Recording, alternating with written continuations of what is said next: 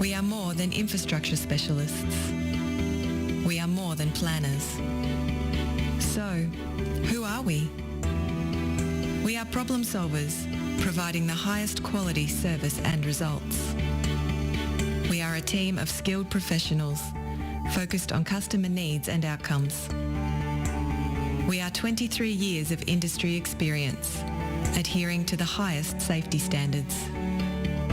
We are Melbourne, and we are right across Victoria.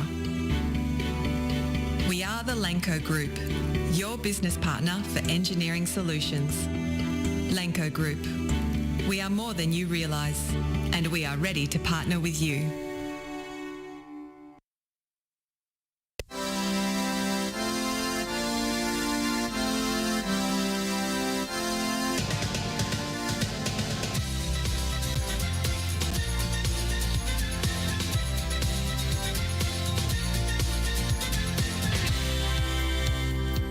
Something about Premier League football in the snow. Winter is back, and the English, I was about to say the English Football Show, that's a throwback. The EPL Show is back on FNR Football Nation Radio. I'm Nick Hughes, and together with Josh Parish, we're going to dissect all of the wintry, snowy fun that we saw over the weekend in the Premier League, and we're diving straight back in. 2 more games this morning, more games tomorrow, more games on the weekend. It's December, and December means in the Premier League, games, and some more games. Josh, how excited are we?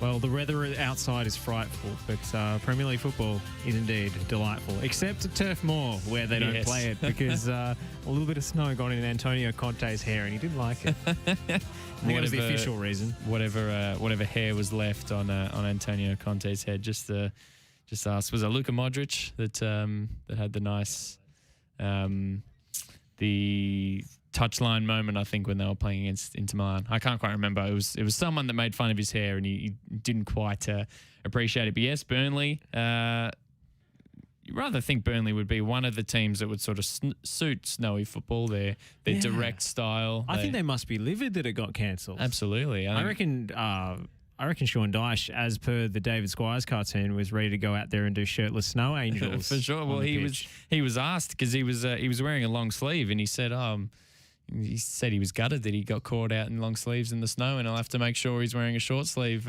next time. I mean, they're caricatures of themselves at this point, Burnley, right? Oh, it's a laugh. It really is a laugh. This macho crap that they continue to peddle. Apparently, one of the instead of doing fines, I don't know if they still do this, but they had a wheel of punishments, much like Eden Athos used to spin the prize wheel on the breakfast show. And one of them was that you get thrown in the lake, like in the river. That sounds like the most Sean Dyche thing I've ever heard. Maybe there was a time when Jim Courier was on as a consultant, and he lobbied for some river exploits. That's a niche reference. Love it. But I mean, Burnley, they didn't have their snow fun. They're not having much fun in any kind of weather at the moment. They're still rooted to second bottom in the Premier League. I thought you were just going to say they're still rooted. Well, they are, but with just one win, 9 points. I mean, fortunate that even though they didn't have a chance to play, that Newcastle still haven't won a game and have remained bottom. And, of course, Newcastle have played twice since we last spoke. And we might kick off with a little bit of Newcastle because Eddie Howe has arrived. He's taken his first couple of games on the touchline, I think. And he was asked about, I think, whether it was leading up to the weekend or leading up to the Norwich game, I'm not entirely sure. But he was asked about the whole takeover and the spending, because we are, of course, a month out of the January window. There's lots of talk that Newcastle are going to go big in the window. Eddie Howe sort of played it down, but it would appear that they're going to need some spending, because 14 games in, we're very, very close to that halfway point, and they have not won a single game. Yeah, they're looking in danger. I mean, if they get relegated, will they have trouble attracting players? Probably not, because they'll just spend more money. Will they have trouble attracting players even now with the fear of being relegated?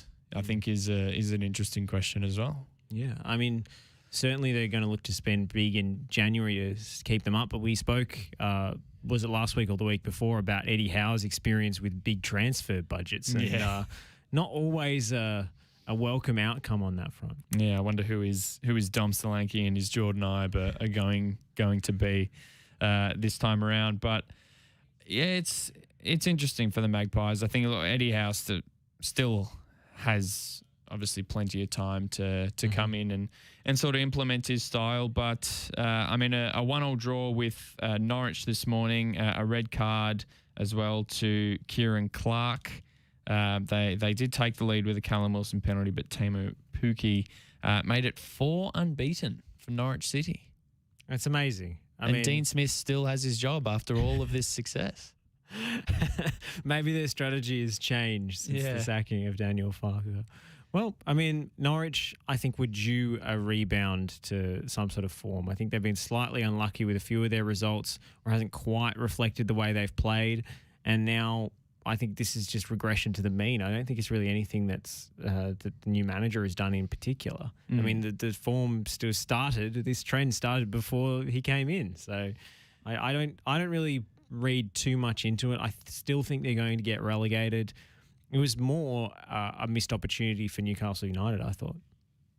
Yeah, I think for sure. I think they'll, at home, taking the lead, they'll be kicking themselves. And they would have been looking at that game thinking here is an opportunity to get that first win and then to move on. But alas, it wasn't to be for the Magpies. Interesting with Norwich as well. They're actually, according to the Understat expected points table, they are actually exactly where they are supposed to be in 18th. In fact, the whole bottom three is exactly in the correct order according to the expected points. Newcastle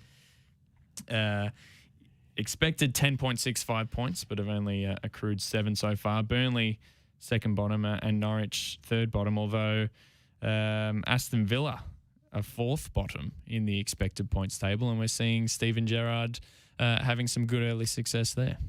Well, as Thanos might say, perfectly balanced as all things should be.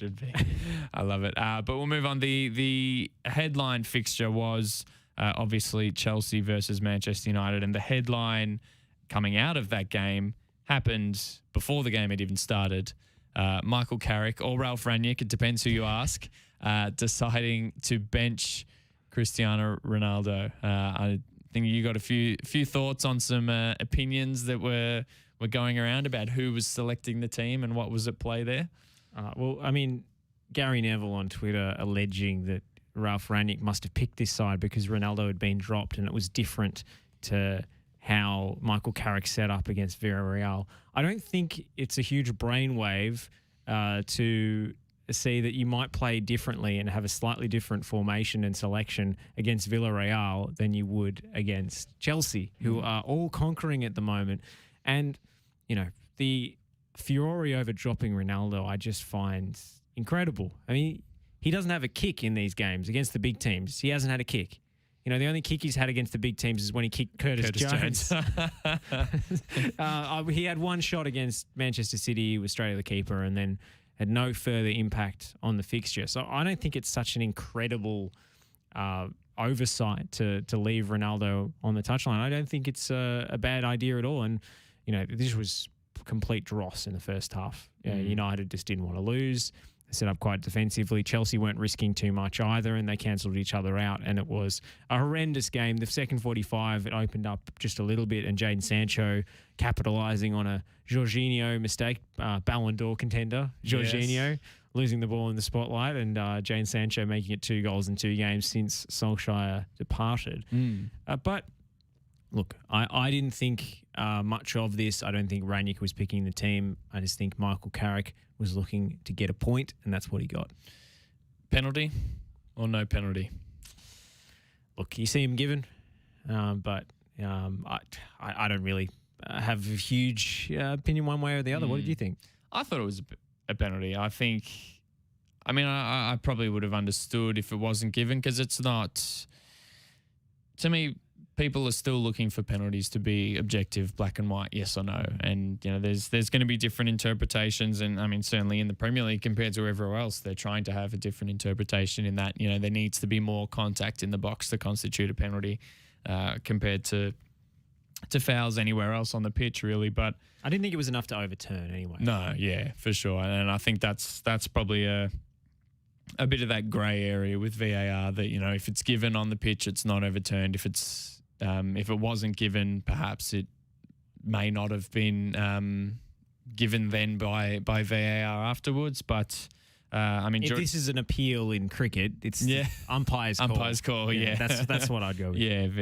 Agreed. And Jorginho tucking it away after he's missed a couple of late. Notably for Italy. Missed in the Euro final, missed in the key qualifier, and I'm pretty sure he missed one for Chelsea relatively recently as well, but he keeps taking them, and he delivered on this occasion to atone for what was a dreadful error earlier in the game. I wanted to ask you about Ralf Rangnick as well. I know he's got a very big reputation, certainly in Germany and certainly from a lot of coaches that have come out of Germany, Jurgen Klopp and Thomas Tuchel in particular. During the week, both asked about it, and certainly when Rangnick was initially first rumoured, a lot of old quotes being dug up from the two of them, talking about Rangnick's influence, how much they taught them about the game, how much of their coaching style they took from Ralf Rangnick. I think Klopp in particular mentioned one time when he was battered by Rangnick's Hoffenheim side, I believe, when he was still at Mainz. And he sort of talks about that as a bit of a turning point for his own coaching philosophy. But the thing that I find interesting is Rangnick, clearly a brilliant football mind, and you look at the work that he's done with the Red Bull Group and all of the players that have come out of Salzburg and the meteoric rise that Leipzig have had through the German divisions, whether people like it or not. It's been remarkable from a pure football point of view, what they've done on the pitch with the getting promoted and reaching the Champions League, etc. But he hasn't coached for 3 years, I believe. And even between 2018 and about 2011 or so, can't quite remember the exact years, he hasn't coached much at all. He's very predominantly been in technical director, director of football, whatever sort of roles. And now secured himself a lucrative consultancy gig going forward, which is the dream of any manager, of course. Exactly. To be paid for doing I don't know what. Yeah. So I wanted to ask you about that because, it's a difficult one. I think personally, not having followed German football heaps, and particularly when he was having a large influence on German football, he's always been a name that's sort of been linked with big jobs when they become available. Clubs have looked at him before. He's back in the game now, but one, his few years out of the game, and two, his many years out of actual proper coaching. How do you see that turning out? Well, it's funny that he's been credited for United's improved defensive showing or blamed for leaving out Ronaldo, depending on who you talk to, when he hasn't even taken a training session yet. I just find that amazing. I mean, I didn't think United were that much better in this game. Yes, it was a dour first half, but Chelsea had 3 or 4 chances to win the game. It was Timo Werner, the main reason why Chelsea didn't win this. And if Ole Gunnar Solskjaer had still been in charge, I think this performance would have been viewed a lot differently. I think it would have been the latest in a string of unimpressive performances and lucky to get a result. And now that it's Carrick in the dugout and Rangnick coming in, it's the signs of new things, green shoots, improved defensive performances. I'm watching a bit of match of the day and a bit of the Sky coverage, and I just couldn't believe it. Some of the opinions that were coming out that were so narrative driven and so removed from what was actually happening on the pitch. Rangnick, on the other hand, will be a great coach for Manchester United. I think it's a no-brainer to bring him in. He's not going to have a second thought about dropping Ronaldo if he needs to. Yes, at Schalke he had Raul, another former Real Madrid legend who was approaching the end of his career, and they did develop a good working relationship, even though Raul wasn't able to run as much. But Rangnick's football is all about counter-pressing and... you lose the ball, you win it back within 5 seconds, and then you attack as quickly and directly as possible, usually in that sort of tight 4-4-2 shape. If you look at what Carrick did on the weekend, it was straight out of the Solskjaer playbook, the diamond with the split strikers, counter-attacking, sitting quite deep. Rangnick's team are not going to sit that deep. Rangnick's team are going to be 30 yards higher up the park when they're defending, and it's going to look a lot different, and there's going to be no space for certain players in the United 11. So I think how Rangnick deals with Ronaldo is going to be obviously the main talking point, but just having an idea of play and a clear system, I think is going to make a huge difference. I don't know if he's going to be a difference maker from day one, but I still think it's a good appointment. Whether it works with the current group of players or whether he needs some time to actually rejig the squad, whether that's him or whichever successor that he's involved in appointing, because we assume it's, even though it's consultancy, it seems like a director of football under any other name. If he's able to put the plans in place and shape the team to fit his needs, it's much more in keeping with a modern style. Yeah, I agree. I think this could be a Klopp-esque sort of impact where similar to what Klopp had at Liverpool, and I'm not just saying that because they're both German and because they both have a similar style of play, but I think, coming in when United have lost a bit of direction, they've lost a bit of that identity, I think he's someone that is going to bring that back. I am very intrigued to see how he will transition into the job, to see that dynamic with Ronaldo. And you mentioned a couple of the other players. He's not going to be afraid to drop or jig around or replace. It'll be another thing to keep an eye on is the January transfer window to see, because obviously he's not as the manager for too much longer after that, but in that consultancy role, you'd think he would still have a fair hand in the recruitment. So we'll see if he decides to replace any of the current squad or anything like that. But I wanted to bring up some quotes that immediately surfaced about Luke Shaw. Now, Luke Shaw was terrific last season, had a great European Championships. He's been average probably at best so far this season. And I believe it was in September 2020, Rangnick was on TV somewhere in the UK, asked about where he would strengthen Manchester United squad. So keeping in mind, September 2020, this was before Shaw then went on and had a good season, but he said they could do with a left back. I know they have Luke Shaw, but I'm not so sure, pun intended, if he's still on the same kind of level you need for a club like Manchester United. They have Alex Telles now, who hasn't played heaps because of Luke Shaw's good form, whether or not that sort of spurred Luke Shaw on to take another step in his game.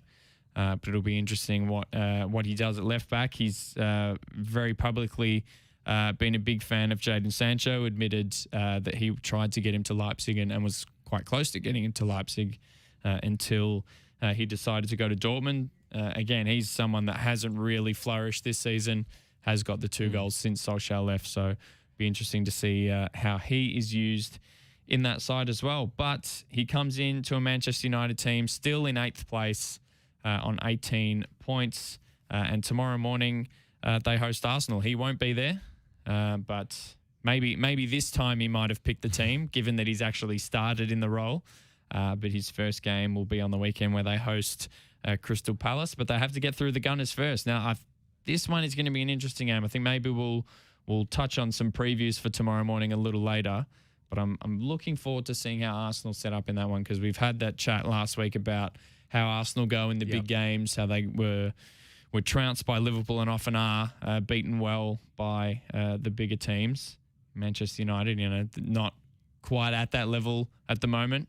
Arsenal will come into this game 5 points clear of the Red Devils, so it'll be one to keep an eye on for sure. But we'll jump into a quick break. Yeah. And something you said earlier, I think a Ballon d'Or breakdown would be good, because a couple of Premier League names are in there. I don't want to rant too much, but I think Mo Salah in 7th was a little bit harsh. Let's say that. So we'll come back. We'll chat Ballon d'Or. We'll chat winter, the good old winter break discussion that comes around every year around this time, and we'll pick it up from there. Don't go anywhere. Are you looking to change your destiny in life? Be your own boss? Start your own business? If you are, you need people who understand your needs and are committed to helping you make it happen. At DKP & Co Chartered Accountants, we are more than just accountants. We are business advisors, taxation consultants, and strategists that specialise in setting up businesses. We understand the client and give them the very best customised advice and strategies to achieve their goals. Visit our website, dkpco.com.au, or give us a call today on 03 9023 9370. Fast, proactive, personal. That's DKP & Co Chartered Accountants.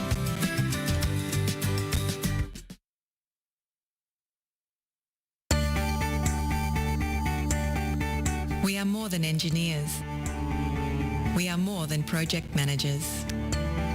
We are more than surveyors. We are more than infrastructure specialists. We are more than planners. So, who are we? We are problem solvers, providing the highest quality service and results. We are a team of skilled professionals, focused on customer needs and outcomes. We are 23 years of industry experience, adhering to the highest safety standards. We are Melbourne, and we are right across Victoria. We are the Lanco Group, your business partner for engineering solutions. Lanco Group. We are more than you realise, and we are ready to partner with you.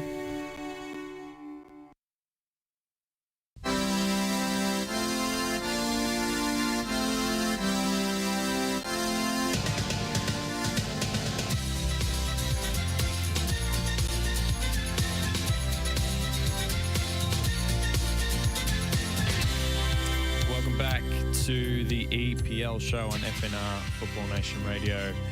We'll jump straight into a Ballon d'Or conversation. It was announced overnight yesterday morning for us in Australia.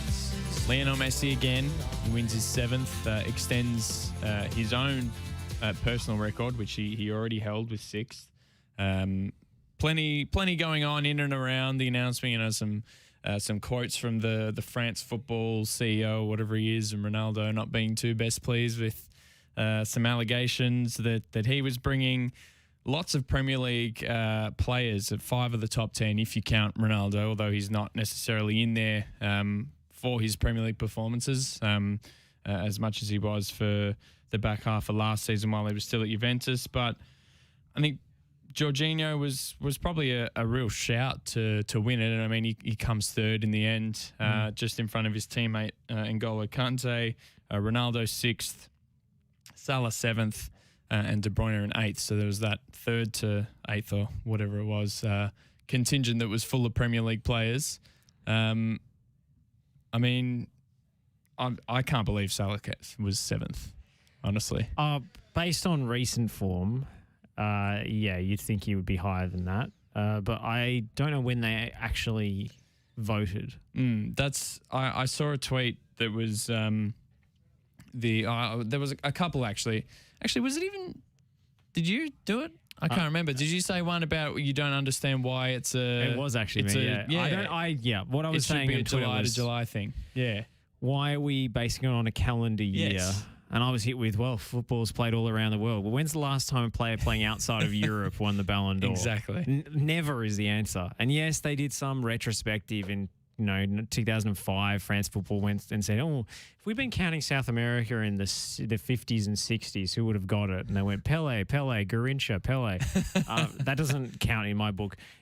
Never been won by a player playing club football outside of Europe. Obviously, plenty of South Americans and so forth have won it. But they've always been playing club football on the continent. So it also lines up with international tournaments. Surely, as a crowning achievement to the international tournament, you should have the World Cup or the Euros or what have you, the Copa America. And then the next month, a few weeks afterwards, you compile all the voting and then it's awarded. And then it's part of that cycle of the season and the off-season. So it should be in July.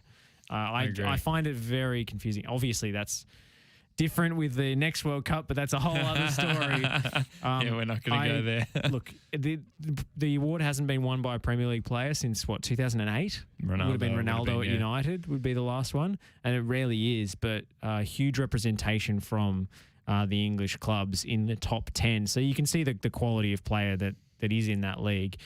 I don't really put that much stock in the Ballon d'Or. I think it's a bit of a popularity contest. I find it hard to think back on a calendar year basis and think about who deserved it. I thought Jorginho being in the conversation was slightly laughable. I know he won a lot of things, but, is he as good as Mo Salah? On the playground, you take Mo Salah first every time, right?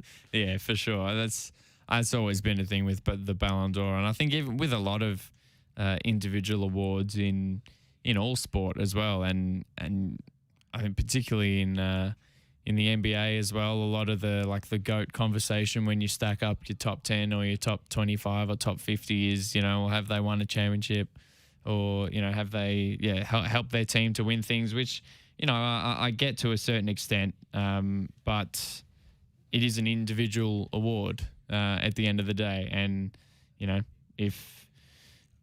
if someone scored 100 goals in a league season and they didn't win anything, they'd win it at the end of the day, just because Jorginho won the Champions League and the Euros. And yes, he was influential in both tournaments, and particularly in the Euros, he was very good. I don't want Nick DeBarno to get on my case on that one, but yeah, I don't know, and it seems the way that the voting goes, the way that it is a calendar year thing, which. It's funny, I'd never actually considered that. When I saw your tweet, I thought, damn, I've never thought about that. And it makes I find it a perfect weird sense. Interlude in December to suddenly be awarding the Ballon d'Or. Yeah. And it's always recency bias, thinking so-and-so, deserved it. I know Lewandowski's getting a lot of shouts this time because he scored 54 goals or whatever it was. Whereas Messi has not been doing much lately in Ligue 1. Has had a slow start to life with PSG. A couple of Champions League performances to remember, I suppose, especially that home tie against Man City. One, but I find it a little bit difficult to separate individual achievements from collective ones. And also, I was very surprised to learn from Daniel Garb's article, who's this Australia's media voter in the award, is that you're supposed to, as one of the 3 criteria, take the player's career into account and not just the year. Oh, serious? So I guess Lionel Messi wins hands down every year then. If that's, if it's tough to split him and Lewandowski, he's getting over the top every time, which I don't think is fair to Lewandowski. That's outrageous. And that's ridiculous. I mean, oh my Lord. I don't know why. It just should be individual performance, team performance. I know, and I guess sportsmanship comes into it as well, which is, for all these awards, that's usually a category. Yeah, for sure. The good old best and fairest as it goes. But I mean, even a league awards, like the Premier League Player of the Year is a seasonal thing. So the World Player of the Year surely makes sense for it to be seasonal as well. I can understand with the FIFA Best Award, now that it's separate again. They came together briefly and then they separated. It's sort of troubled relationship there.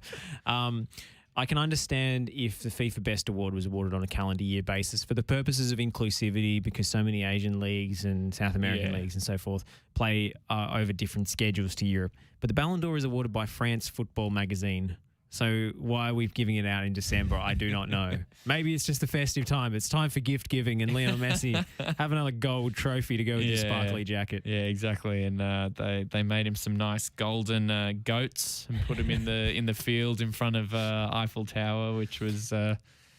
Before we move on from this, it does annoy me that football media, especially kind of more clickbaity outlets like Goal.com, for example, are trying to cover football like we cover basketball in this GOAT conversation all the time, individuals over clubs, players being people being fans of players rather than the teams. I don't think that fits with how football is played or football supporter culture over the last 100 years. It doesn't really make sense to me to try and judge the game in that manner. On a basketball court, there's 5 players and the star players rule. Yeah. The NBA is run by star players. You have to have 2 or 3 max guys on your team and so forth. This is not the way football works. Football is a weakest link game. It's, you're only as good as a lot of the time as your 11th best player. So I don't think putting the individual above all else in the way we talk about football helps us understand the game at all. Yeah, I think it's a great point. And this GOAT debate, I guess, is going to go for a long, long time, and it's not something that we'll get into. But I mean, 7 Ballon d'Ors, whether or not all 7 of them are necessarily deserved. Wesley Sneijder robbed in 2010. Yeah, and Frank Ribery in 2013 was a fair shout as well. And what can you do? We'll move on, and hopefully next year Salah can get bumped up, because I do wonder, like you said, I wonder when that voting period sort of starts and ends, because is all Salah's achievements in the season to date and his ridiculous wonder goals and so forth against Manchester City, is that null and void for the next season? Or will we think back and remember, this Premier League season Mo Salah was great, so next December we give it to him? It's bizarre. It's part of the calendar year thing, and it doesn't quite. I mean, I'm sure the people who are voting are probably told when to consider, what time periods to consider. But we'll move on from that. Sorry, before we do, I just had a thought. Next year, World Cup in December, are they giving it before or after the World Cup? I guess it must be before. Oh, yeah. It probably would be. Or if it was, when does the World Cup start next year? It'd be going right now. Yeah, I don't think they'd have the ceremony in the middle of the World Cup. They'll probably shift it. They'd have to move it forward, most likely. Well, that's France football's problem, I suppose, not ours. Exactly. But we'll move on. When I introduced the show, I mentioned the snow. It's funny, every time or every year when we get to this time of year, good to get my words out there. When we're getting warmer here in Australia, those early morning kickoffs are at a more respectable time. They become 7 o'clock instead of 5 o'clock. That winter weather always just seems to come extremely quickly in England. And when I woke up and watched a few of the games and the mini matches and highlights and whatever from the weekend, and I saw the snow, I rubbed my hands together and I thought, oh yeah, we're back. I love Premier League football in the snow. There's something about it. It just hits differently. Would you be rocking the snood and the gloves? Oh, long sleeves? Absolutely. I am a sucker for a snood. The snood. If we were a clothing article ranking show, snood is right up there. Clothing Nation Radio, snood number 1. Oh, we were getting into the fashion with Lockie Wales in the green room, but that's another story. I wonder if he's a snood wearer. I'll have to ask him when I next see him. I don't think it ever gets cold enough during the Aussie summer season to justify that. I think you'd probably get a fine if you turned up as training in a snood. Very true. Well, at training yesterday, Neil Kilkenny was wearing a jumper the entire time, and it was black. So I'm not entirely sure how he was going on there. But anyway, away from Western United and snoods. The winter break conversation, don't want to delve too much into it because it's probably all been said, but wanted to talk a little bit about, in particular, some of the things that Pep Guardiola has been saying in the media.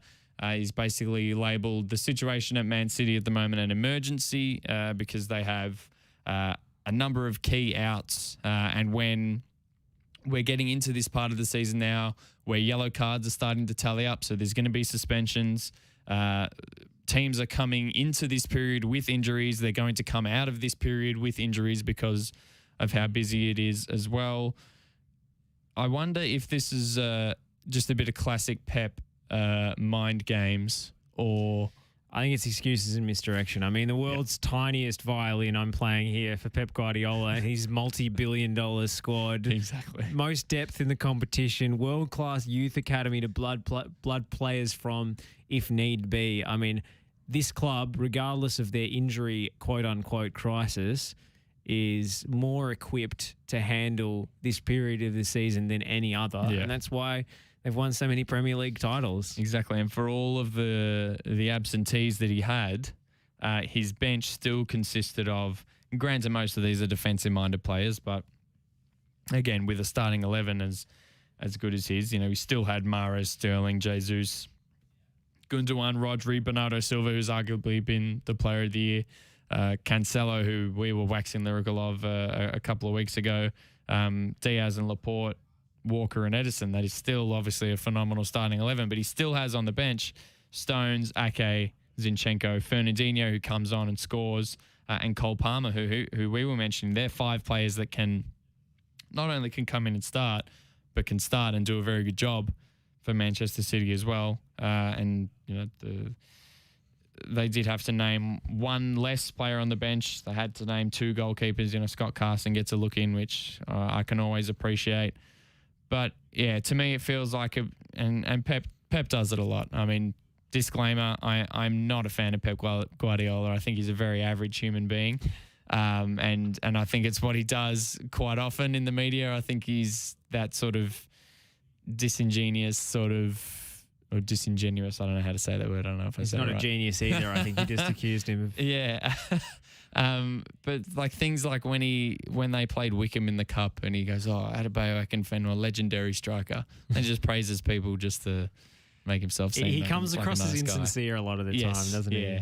Yeah, that's probably the word so I was happy, looking for. you know. More than you believe. But I mean, it brings that conversation up a lot, and I think that's the general point is true, that it's insanity to play so many games over the coldest period in the year where more players are likely to get muscle injuries. Yeah, and while everybody else takes a break, English football takes a dive. For sure. And COVID is probably going to play a part as well. But just specifically Manchester City, I do not feel sorry for. Yeah, very true.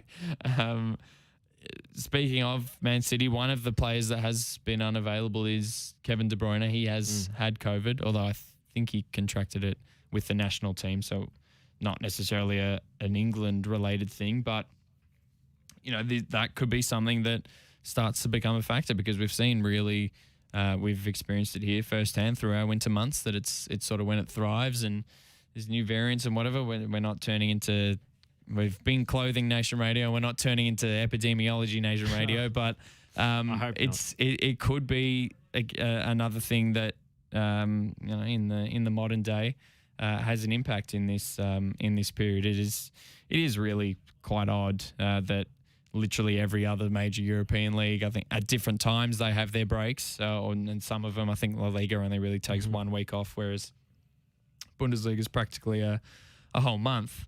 And as a Liverpool fan, you know, Jurgen Klopp likes to complain a fair bit in the media himself as well. And especially when they go for their warm weather training camp and he sends the kids out in the FA Cup.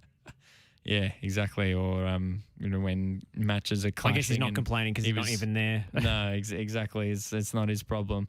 But we'll have to wait and see what happens, because, you know, this often is the period, the make or break period of the season where clubs are staking their claim for title challenges, for top 4 challenges, for the European spots, and for staying in the league as well. And if your best players aren't available, then those little battles become slightly more difficult. We'll take another quick break, and on the other side, let's just run through the rest of the midweek games and the I weekend. have a little bit of Everton chat for you. I'm looking forward to it. I know you got a surprise for me. I'm looking forward to hearing it on the other side of the break. They try to open up the Dutch via another route. Iniesta's in the middle all alone. If Fernando Torres can find him, it's stabbed away uncomfortably to Fabregas. Surely now, Spain have won the World Cup for the first time in history. Andres Iniesta has broken Dutch hearts. You're listening to FNR, Football Nation Radio.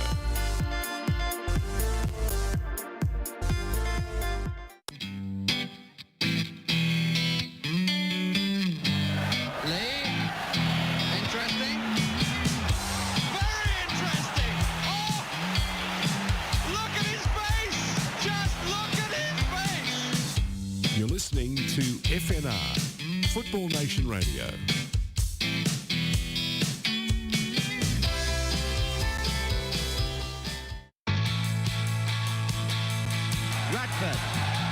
attitude has gone down for Newcastle. Radford again. Oh, what a goal! What a goal! Radford the scorer. Ronnie Radford. And the crowd are invading the pitch. And now it will take some time to clear the field. What a tremendous shot by Radford. You're listening to FNR, Football Nation Radio.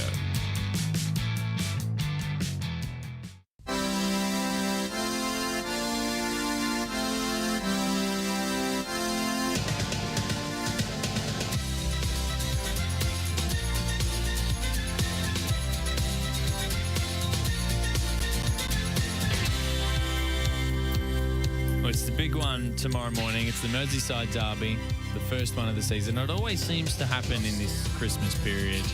And Josh, Richard Keys has been having his say, and you've got something for me. Yes, this blog, the Richard Keys blog, blogging away from Qatar, always good for a few snide remarks. And this particular entry is entitled Agent Rafa. Of course, no one is really suggesting that Rafa Benitez is running Heverton, as he's written, H' Everton, which I think is just mocking Rafa's accent, I assume is the joke there. Heverton. Into the ground on purpose. But this is the blog I knew I'd be writing sooner or later. And it certainly isn't a self-congratulatory I told you so, says Richard Keys. I'm sure it isn't. Dear. Benitez should never have been given the Heverton job. Wrong man, wrong club. It was always going to end in tears. What I wrote when he was appointed didn't go down well with everybody. I get that. Benitez has got a small army of friends in the press and the odd former player who he's managed to con for years, and they quickly got to work to support the appointment, rubbishing me and others of the same view. I didn't mind because I knew time would be his greatest enemy. I also understood that Evertonians would swallow their guff. Oh, great turn of phrase there. And get behind Benitez because whatever else, we all want to see our team do well. And so it goes on. It was a shameful appointment, he says. Of course, the Rafa-lights, I think Rafa-ites, whatever, were making plenty of noise as they swept home to victories over Southampton, Burnley and Norwich. And for a while, were almost replicating the start Ancelotti had delivered the previous season. But inevitably, the wheels came off. Inevitably? Inevitably. It's now 2 points from 21. Benitez is starting to do what he does best, try to blame everybody else. It's not his fault he can't sign players, it's FFP. He blamed the restrictions for slipping Andros Townsend into Goodison. This guy couldn't get into an average Crystal Palace team. There's a reason Damari Gray was in exile, and then there's Salomon Rondon. I wonder why he follows Benitez everywhere. It's certainly nothing to do with talent. So various below-the-belt jabs at Benitez in that blog post. What do you make of Richard Keys and the anti-Rafa school of thought for Everton's dip in form? Yeah, I mean, I agree with the first part of what he said. I'm still baffled to this day by the appointment. For Everton to hire a Liverpool Champions League winning manager was just really odd, and I never saw it working. I think the fans, they were obviously going to get behind him because, like he said, you want to get behind your team, you want to see your team winning. But as soon as things sort of started to go sour, I could never have seen it really working. And it does seem at the moment that it is starting to take that downwards turn, if you like. And I mean, we'll have to see tomorrow morning because Goodison has typically been quite a difficult place for Liverpool to go. They always, the atmosphere and the physical rivalry and everything like that. But I think probably more so than in previous years, the real contrast in form between Everton and Liverpool is going to be an interesting one. But was this the fixture last year that was the Van Dijk injury and the Pickford 2-footer? Yep, and the Richarlison red card that put Thiago out for 3 months, and the absolutely disgusting offside call that robbed Jordan Henderson of the last-minute winner that we're not going to talk anymore about because I might say something that I regret. But, yeah,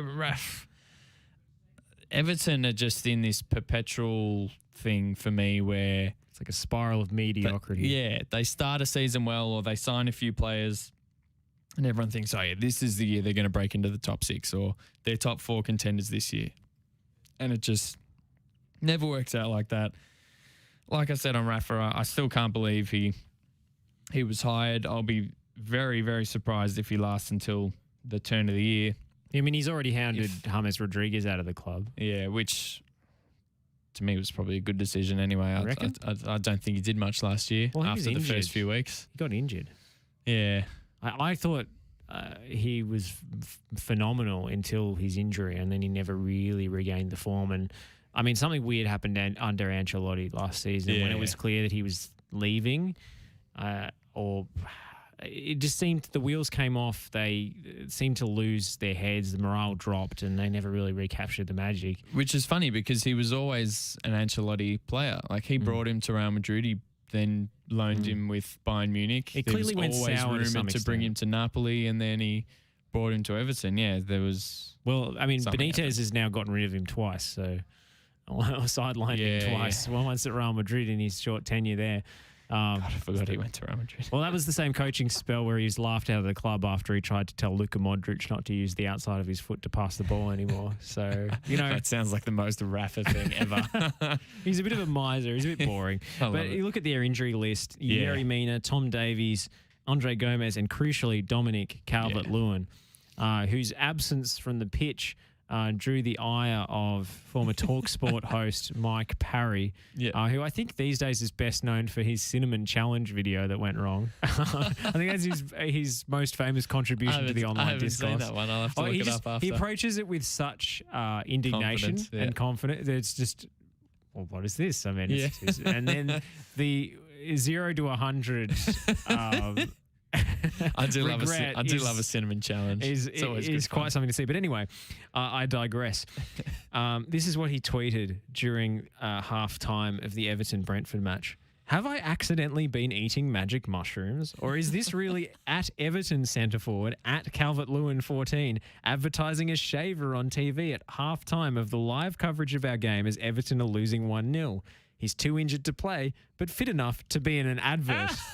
I despair. That is awful. Oh, no. He's a radio guy. He's not a TV guy, Mike Parry. Maybe he thinks it's like a 1950s soap opera. They turn the cameras on, the slow motion, cutting back and forward. We'll do it live. Oh, that's incredible. That's made my night. That is so funny. Oh, my God. So for the record, you think it is okay for DCL to appear in shaving adverts while he's out Absolutely. injured? Man's got to stay groomed. He might not be on the pitch, but he's got to stay looking nice. And I think, Mike, I don't want to spoil the kind of TV magic for you, but I know there's a sprinkling magic dust over everything with the camera. But I think they might have had that one in the can a few weeks before DCL's injury before the game took place. That is hilarious. Goodness me. But he's clearly been sorely missed because he hasn't. I haven't realised really until recently that he's been out for so long. He hasn't played since August. Played the first 3 games, scored in all of them. I just noticed Mike Parry's Twitter bio. Apparently he's auctioning his cinnamon challenge video for charity. I don't know. Is that an NFT? I don't know how you do that, but anyway, good on him, I guess. I look forward to it. Maybe I'll chip in considering I haven't seen it. I'll find a way to get involved. But yeah, it was 3-3 for Calvert-Lewin in the first 3 games, and they were 2 wins and a draw in that period. Everton and. I agree that Salomon Rondon is a bad signing. Yeah. He's just not good enough to be a Premier League player. Yeah, but he's a backup striker. I thought the same about Demarai Gray as well. I think we were even talking about him potential bargain buy on our first episode that he scored a few goals early. That Manchester United 1-1 draw at Old Trafford, where Everton really, looking back on that, should have won the game, and since then they haven't won, so potential, maybe that's a sliding doors moment where a win at Old Trafford, what that might have done for their morale. But, Demarai Gray looked fantastic in that game, and I was thinking, wow, maybe I was very wrong about this signing, but ever since then he's slumped. Like old mate Richard said as well, Andros Townsend, like, he's a serviceable Premier League player, but he has a level, and his level is not pushing Everton towards Europe. Like, he's got a great left foot. He can score some worldy goals and create a couple of things, but the signings were never going to be signings that were taking Everton to that next step. And particularly when you look at the previous years, the transfer windows that they have had when they've spent loads of money and bought big name European guys like James Rodriguez, like they did last year, it seemed like, obviously Rafa coming in as well, seemed like just a total pivot on their approach from one extreme to the other. And I think this is a good time to refer to the work of Richard Keys in this subject. This very subject. He says it's not FFP. Alisher Usmanov has given up. He doesn't want to spend any more money. I wrote recently about a friend of mine in this part of the world that was offered Everton for £500 million. That was too much, but the sting in the tail was having to guarantee another £500 million for the stadium. £1 billion? No chance. But trust me, Everton is available for purchase. So Benitez can have that one. There isn't any money, but what I'm not having is his latest excuse to try and disguise the capitulation at Brentford. He reckons the fans should be more understanding of the intensity and the mentality of the players, adding there was a disconnect between fans and players last season, which he wasn't responsible for. He claims he's now working at repairing the relationship. No, there wasn't a disconnect. Most of last season passed without fans at the ground, any ground. So how can he talk of a disconnect? How does he judge that? If Everton lose the derby this week, Mashiri should sack Benitez the very same evening and apologise to Evertonians for his error. And it was his error. Bill Kenwright didn't want Benitez, nor did anyone else at Goodison. And this is the kicker. Give it to Big Dunk. And give Benitez what he really wants, an early conclusion to Agent Rafa's master plan. Oh, dearie So me. apparently Rafa just wants the payout. He's just phoning it in until he gets sent packing and give it Big Dunk to the end of the season. I mean, maybe we will find out, 15, 20 years, maybe Rafa will write a book and there'll be a whole chapter on how Jurgen Klopp and FSG gave him a call and said, Rafa, we got a job for you. Well, I'm volunteering to ghostwrite if he's looking to do some work in that department, and I have a perfect title for it. What is it? Facts. Yes, I love it. Merseyside derby tomorrow morning. I think it'll. I mean, it could and probably should be the end of Rafa at Everton if Liverpool do win. Like I said, the form coming into this game is they're two polar opposites, Liverpool and Everton. Everton are in terrible form, haven't won a game in 7. Liverpool have scored 8 in their last 2 games, conceding none. Thiago is all of a sudden scoring goals, 2 and 2 for him, 1 in the Champions League, 1 in the Premier League, and scoring lovely goals as well, might I add. It's that goal he scored against Porto was unbelievable. You could just watch it over and over and over. No, it didn't. I don't think. Good man. Yeah. It skimmed. It did not bounce. It was merely the Magnus effect in action. The mastery of physics, the backspin. Year 11 PE, biomechanics, Magnus effect. I got a nice. Actually, no, my brother did a project when he was in school about Magnus effect, about Rafa Nadal's forehand, the Magnus effect on the ball when he hits the top spin. And so I'll have to dig that up and maybe drop it on the Twitter feed for anyone that thinks the ball bounced. They can have a look at it. We'll move away from Merseyside on that note. That one is 7:15 is a weird time. I don't know why these games are starting at 7:15 rather than 7, but pretty inviting kickoff time, really, for us on the East Coast. Absolutely, and get up, watch the game, not too bleary-eyed, and then you roll straight into work after that. Cannot complain. Before that, there's 4 games that kick off at 6:30. Southampton, Leicester. Hopefully for Southampton, not another 9-0 at St Mary's. Wolves and Burnley. Wolves had a disappointing defeat. Didn't they draw on the weekend? Yes, they drew with Norwich. That's right. Which it gets confusing with the match days at this time because we're just talking about Norwich drawing. Yeah, exactly. Newcastle.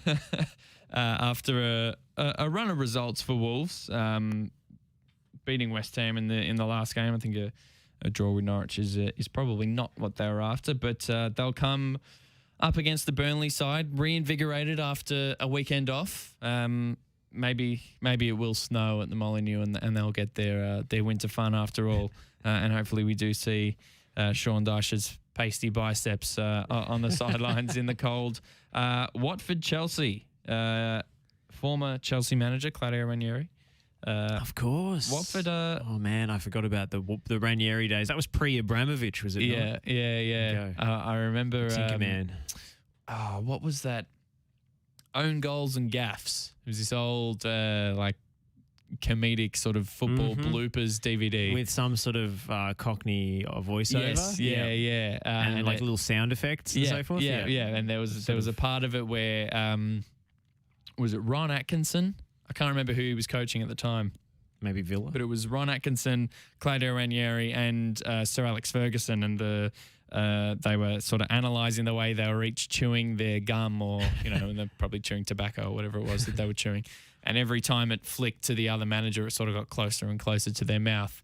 Unfortunately, Ron Atkinson and Sir Alex Ferguson are no longer, and you don't really see managers gnawing on some gum or on anything on the touchline anymore. So we'll have to pay attention. It was a real Sam Allardyce staple. Yes, it was too. We'll have to pay attention to Mr. Ranieri's chewing habits this or tomorrow morning. Not this weekend. I think that's got to be a Chelsea win, that game. I mean, surely. it really should be. I think Watford had that little bit of a run. They took the lead against Leicester on the weekend. Leicester are flattered to deceive this season, I think. Yeah. They've been really, really inconsistent. I wouldn't read too much into Watford's ability to score against them. Yeah, for sure. They didn't take the lead. In fact, they equalised with a Josh King penalty. But talking of the snow, boy, oh boy, that game was very snowy to the point where I don't know about the winter ball this year. The whole point of it is for it to be visible. But all these like blue pattern and stuff, you could hardly see it on the TV. Trying to get too fancy. Yeah. Just put a giant tennis ball in there. You might be able to see it better. Yeah, or the good old whenever you played a game in the snow on FIFA and it was just bright, glowing neon orange. That's the point of it. You want to be able to see the thing. West Ham Brighton That's an interesting game. Yeah. I don't know if it'll be much of a spectacle considering Brighton can't score to save their lives at the moment. Yeah. Classic Brighton as we touched on last week. But that could be a 0-0 draw in the making, or a 1-1 maybe. Yeah, West Ham, since beating Liverpool, 2 defeats, one against Wolves, one against Man City, which you can't necessarily blame them for, and they did push them all the way. It was it was a late Fernandinho goal that sort of seemed to confirm the result, but then an absolute stunner from Manuel Lanzini, one of those players that these days certainly only scores belters. Of course, that one against Spurs. I guess this one doesn't get as much publicity because even though it was in the 94th minute, it was of little consequence to the fixture. But Brighton, they're very well organised, out defensively, well coached, can't score a goal. I think this is a draw under 2.5 on the accumulator for me. Yeah.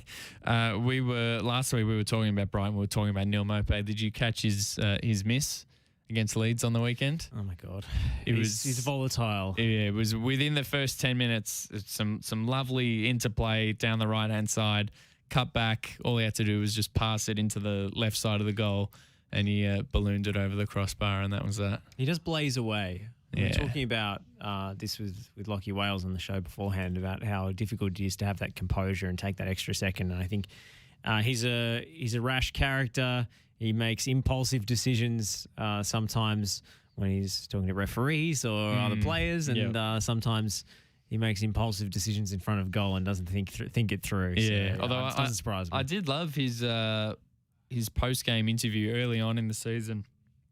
I think it was he scored. Did he score a 90th minute winner at Crystal Palace? I think for Sky Sports when they had Thierry Henry back as a guest, and obviously the French connection with Henry was quite wholesome. But hopefully Thierry's giving him some tips about how to actually stick the thing in the back of the net. What you do is you open up your body and you roll it into the far right corner. Exactly. Simple, guys. Or you can flick it up over the defender and score worldies. We're over time again, as we always are, so we'll rattle through these. Aston Villa, Man City, talking about Agent Rafa, Could be agent Stevie G picking up his third win in a row for Aston Villa against Man City. I think it's an emergency, but City's going to win again. Yeah, exactly. It's a bit like for all those any F1 fans. I don't know if Lockie Flanagan out there is listening, but a bit like Lewis Hamilton complaining about his tyres, and then all of a sudden he decides to put in a fastest lap out of nowhere. Should be a Man City win, I would have thought. Tottenham Brentford. A midweek round of quite interesting fixtures. But Tottenham Brentford is an interesting fresh one. after that game. Very true. I still just am 100% totally anti-Tottenham. I think they're terrible. And I do like Brentford. But what do you think of Tottenham? Brentford, talking of XG tables earlier in the show, they're actually underperforming their XG, I saw. So let's have a look at as good as they've been this season, they could be doing better. Yeah, they are too. They're fifth in XG. In expected 19.88. And they're close to that in the expected 17 points as well, which is unbelievable. They're fourth. Yeah, there you go. So Brentford for the Champions League. You heard it here first. Yeah, it's the Brighton of last season. I think Tony has to start putting away a few more goals and matching his championship. He only scored the winner in the 1-0 win against Everton was his first home goal of the season. And yeah, certainly literally the exact same conversation as Brighton. They generate a lot of chances. They need a goal scorer, and they need Tony to be chipping in more regularly. I think they've got every chance of getting all 3 points in that one. 100%. I think even Tottenham losing in Europe during the week as well to God knows what team it was. With all due respect to that team or that country that team is from, of course. And with all due respect to Stan. Yeah. And Conte said afterwards that after a couple of weeks, I've started to realise the issues at this club, which is quite damning for them. But that'll be one to keep an eye on. And then United Arsenal, as we touched on, intriguing, really intriguing. Tough to predict that game in particular because I think we're seeing we've talked obviously a fair bit about United. We're seeing Carrick still set the team up in a fairly similar way to what Solskjaer was.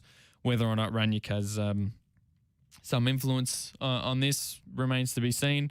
And then Arsenal, that big game conversation that we're having, I'd really like to see Arteta go for this. They should be backing themselves to beat United. Like I said earlier, they're 5 points clear and three places on the table clear of Manchester United. They really should be. If they score the first goal, I think they'll win. If they don't, then I don't see them coming back. They don't seem to have much resilience in those games where they go behind. They're good at defending leads, which is not something that Arsenal have always been known for. So that's progress. But, if they can see the first goal, it could all go sour for them. I think Arsenal are a good shout, though. Yeah, I think so too. And just quickly for the weekend, I'll maybe just make mention of a few of the key fixtures. West Ham Chelsea will be a good one. United will host Crystal Palace. I'm looking forward to that game. Crystal Palace have been excellent this season. Yeah, they're very, very attractive to watch. An unfortunate late loss this morning to Leeds. Aston Villa Leicester will be a good one as well. And Southampton Brighton, the battle of the South Coast derby is always a fun watch. But we'll leave it there on the EPL show. Thank you very much for tuning in. Enjoy all of the wintry fun. I can't find another term for wintry fun, but it's I love it. I just love it. The quintessential image of Barclays, just covered in snow, and light smattering of snow, and hopefully with a ball that you can see. Hopefully, get an orange crossed. one out there. Do it. Get it done. Thank you very much. Enjoy this week's action. Enjoy the weekend's action. And we'll catch you again next week for some more EPL show fun on FNR. I've been Nick Hughes. He's been Josh Parish. Goodbye for now.